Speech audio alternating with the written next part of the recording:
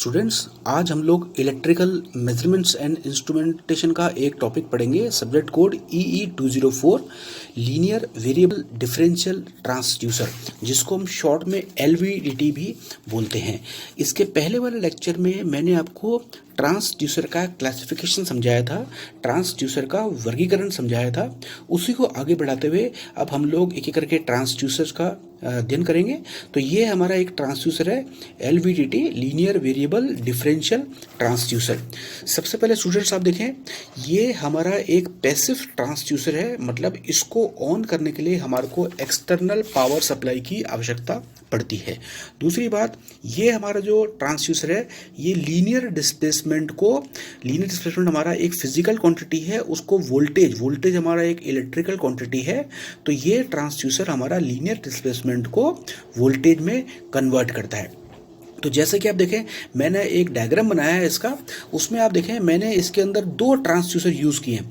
एक मैंने इसमें यूज़ किया है बोर्डन ट्यूब और एक मैंने इसमें यूज़ किया है LVDT। ये ट्रांसड्यूसर जो है, ये ट्रांसफॉर्मर वाले म्यूचुअल इंडक्शन के सिद्धांत पर कार्य करता है। आप देखें, इसमें मैंने एक जो सिंपल बोर्डन ट्यूब बनाई है, बोर्डन ट्यूब हमारी प्रेशर नापने के काम आती है। तो ये जो डायग्राम मैंने बनाया है, इसमें मैंने आपको प्रेशर को कन्वर्ट करके वोल्टेज में दर्शाया गया है। मतलब इस डायग्राम की सहायता से आपको प्राइमरी और सेकेंडरी ट्रांसड्यूसर का क्लासिफिकेशन भी बहुत ज़्यादा क्लियर हो जाएगा। तो ये हमारा जो बोर्डन ट्यूब है, आप देखें इसका एक एंड जहाँ पे मैंने प्रेशर का एरो अंदर लगाया है, ये हमारा एंड इसका कहलाता है फिक्स एंड, मतलब इस एंड को हम रखते हैं बिल्कुल फिक्स। जो बोर्डन ट्यूब का दूसरा मुंह है, इसके ऊपर लिखा है मैंने फ्री एंड, मतलब ये एंड हमारा थोड़ा सा हिल सकता है, मूव कर सकता है। तो आप ये देखें, जो इसका बोर्डन ट्यूब का फ्री एंड है, इसके आगे मैंने एक थ्रेड, एक धागा, इसको हम बोलते हैं एक टॉर्शन थ्रेड लगाया है, और इस टॉर्शन थ्रेड को जाके मैंने कोर के ऊपर लगा दिया। ये कोर मेरी एक सॉफ्ट आयरन कोर है। ये जो मेरा पोर्शन है, कोर वाला पोर्शन, इसका पूरा डायग्राम को आप देखें, ये डायग्राम मेरा, इसके नीचे लिखा है मैंने LVDT, मतलब ये मेरा एक अलग ट्रांसड्यूसर है। जैसे मैंने बताया आपको कि ये ट्रांसफॉर्मर के सिद्धांत पर काम करता है, तो ट्रांसफॉर्मर के जैसे ही इसमें दो वाइंडिंग होगी, एक वाइंडिंग हमारी प्राइमरी वाइंडिंग होगी और एक वाइंडिंग हमारी सेकेंडरी वाइंडिंग होगी। स्टूडेंट्स, आप इस ट्रांसफॉर्मर को देखें, ये स्पेशल तरह का ट्रांसफॉर्मर है, जिसके अंदर मैंने सेकेंडरी वाइंडिंग को दो भागों में दर्शाया है, S1 और S2। ये दोनों भाग मैंने नीचे लिखा है, एक दूसरे के आइडेंटिकल हैं, बिल्कुल एक समान है, मतलब दोनों भागों में नंबर ऑफ टर्न्स बिल्कुल सेम है।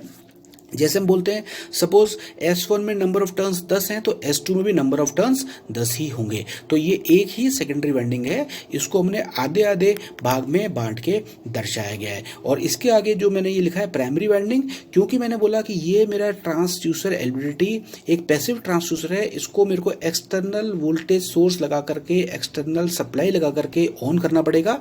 तो मैंने यहाँ पे आप देखें, इसकी प्राइमरी वाइंडिंग के ऊपर मैंने AC सप्लाई लगाई है, क्योंकि ये ट्रांसफॉर्मर प्रिंसिपल पे काम करेगा, तो इसलिए इसके ऊपर मैंने AC सप्लाई लगाई है। तो AC सप्लाई लगाते ही ये मेरा ट्रांसड्यूसर ऑन हो जाएगा। अब देखें ये काम करता कैसे है। मैंने जैसे नीचे दर्शाया, S1 और S2 ये मेरे सेकेंडरी वाइंडिंग के दो पार्ट हैं, और दोनों क्या हैं, एक दूसरे के बिल्कुल आइडेंटिकल हैं। जैसे ही हम इस AC सप्लाई को ऑन करेंगे, ये ट्रांसड्यूसर हमारा काम करना स्टार्ट करेगा। ES1 जो है वो वोल्टेज इंड्यूस इन S1 है, इसी तरह से ES2 जो है वोल्टेज इंड्यूस इन S2 है। अब स्टूडेंट्स, आप यहाँ पे जो ध्यान देने बात है वो आप ये देखें कि जो मेरा ये S1 और S2 है, ये मेरे सेकेंडरी वाइंडिंग के दो आइडेंटिकल पार्ट्स हैं। आप देखें, मैंने इसके आगे एरो लगा रखा है, ये एरो दर्शा रहा है मेरा इन वाइंडिंग से करंट गुजरने की दिशा क्या होगी। तो आप ये देखें कि S1 से एरो लगाया, नीचे मैंने ये नीचे आकर के वापस S2 वाइंडिंग से करंट ऊपर जा रहा है। तो दोनों जो S1 और S2 वाइंडिंग्स हैं, ये सबसे पहले तो मेरी जुड़ी हुई हैं सीरीज में, क्योंकि दोनों में करंट की वैल्यू सेम है, परंतु आप देखें कि दोनों में करंट की दिशा उल्टी है। तो इसका मतलब हम लोग ये बोल सकते हैं कि जो S1 और S2 है, ये दोनों सीरीज अपोजिशन में कनेक्टेड हैं, मतलब दोनों सीरीज में तो हैं, बट दोनों में जो करंट गुजर रहा है उसकी दिशा उल्टी है। इसका मतलब जो S1 में करंट गुजरेगा उसके कारण एक वोल्टेज आपका इंड्यूस होगा जिसको हम बोलेंगे ES1, और इसी तरह से S2 में एक और करंट गुजरेगा जो S1 से गुजरने वाले करंट के बराबर होगा पर दिशा में उल्टा होगा, उसके कारण S2 में एक वोल्टेज इंड्यूस होगा जिसको हम बोलेंगे ES2। तो क्योंकि S1 और S2 में गुजरने वाले करंट की दिशा एक दूसरे के विपरीत है, तो इस कारण से जो हमारे वोल्टेज इंड्यूस होंगे S1 और S2 में, मतलब ES1 और ES2, उनका दोनों का साइन भी उल्टा होगा। तो स्टूडेंट्स अब हम इस डायग्राम को वर्किंग स्टार्ट करते हैं। सबसे पहले आप देखें कि मैंने बोर्डन ट्यूब का जो फिक्स एंड है वहाँ पे मैंने कोई भी प्रेशर नहीं लगाया। तो इसका मतलब यह है जब मैं प्रेशर नहीं लगाऊंगा तो मेरी जो कोर है ये बिल्कुल सेंटर पे पड़ी रहेगी। सेंटर पे रहने का मतलब ये है कि कोर जो है वो आधी आधी S1 और S2 से लिंक हो रही है। इसका मतलब जो मेरा ES1 और ES2 होगा वो दोनों मेरे बराबर होंगे। तो जैसे कि मैंने यहाँ इक्वेशन दिखाई है आपको, E0 क्या है मेरा आउटपुट, जो मेरा ये वोल्ट मीटर की सहायता से मैं नापूंगा। E0 is equal to ES1 minus ES2 होगा क्योंकि दोनों एक दूसरे के उल्टे हैं। तो रिजल्टेंट आउटपुट वोल्टेज मेरा होगा E0। जब हमारी कोर बिल्कुल सेंटर पे है तो मैंने बताया कि ये कोर S1 और S2 से बराबर लिंक होगी। तो इसका मतलब ES1 और ES2 का मान बिल्कुल बराबर होगा, परंतु ये क्योंकि एक दूसरे के विपरीत हैं, एक दूसरे के उल्टे हैं, तो इसलिए नेट आउटपुट वोल्टेज मेरा होगा 0। तो ये इसका हुआ पहला पॉइंट। अब आप देखें, अगर सपोज मैं जो बोर्डन ट्यूब है इसका जो मेरा फिक्स एंड है, मैंने यहाँ पे नीचे लिखा है प्रेशर। सपोज मैं यहाँ पे जोर से फूंक मारता हूँ, जोर से हवा भरता हूँ इसके अंदर, मतलब मैंने प्रेशर को इसके अंदर फोर्स किया, हवा को इसके अंदर फोर्स किया, तो क्या होगा, फिक्स एंड तो हिलेगा नहीं, जो मेरा इसका एंड है फ्री वाला वो थोड़ा सा हिलेगा। जैसे ही वो हैंड मेरा थोड़ा सा हिलेगा तो इसके साथ जो धागा बंधा हुआ है वो भी हिलेगा, और धागा हिलेगा तो मेरी कोर थोड़ी सी ऊपर की तरफ हिलेगी। जैसे ही मेरी कोर ऊपर की तरफ हिलेगी तो स्टूडेंट्स आप ये ध्यान दें कि कोर जो है S1 से ज़्यादा लिंक करेगी और S2 से थोड़ा सा कम लिंक करेगी।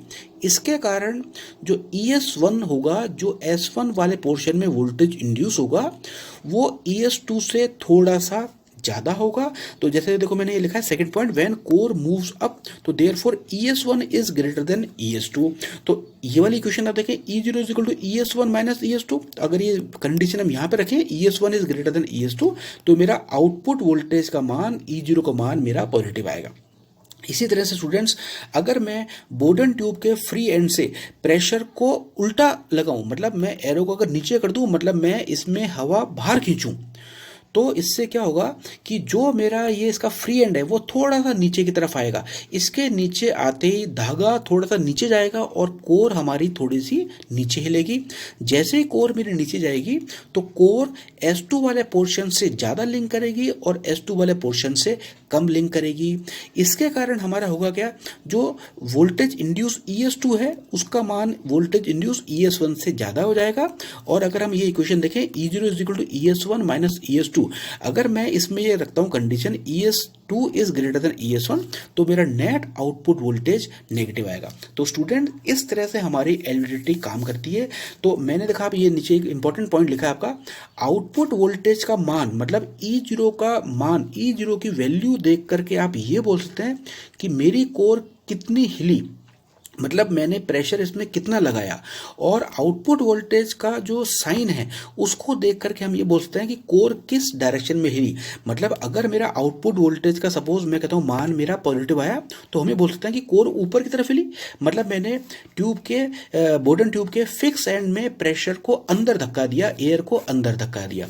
अगर मेरा आउटपुट वोल्टेज का मान नेगेटिव आ जाएगा, इसका मतलब कोर नीचे की तरफ आई, इसका मतलब ये हो जाएगा कि मैंने बोर्डन ट्यूब का जो फिक्स था उसमें हवा को बाहर की तरफ खींच लिया। तो आउटपुट वोल्टेज का मान देख करके हम ये बोलेंगे कि कोर कितना हिला, और इसका साइन देख करके हम ये बोलेंगे कोर किस डायरेक्शन में हिली।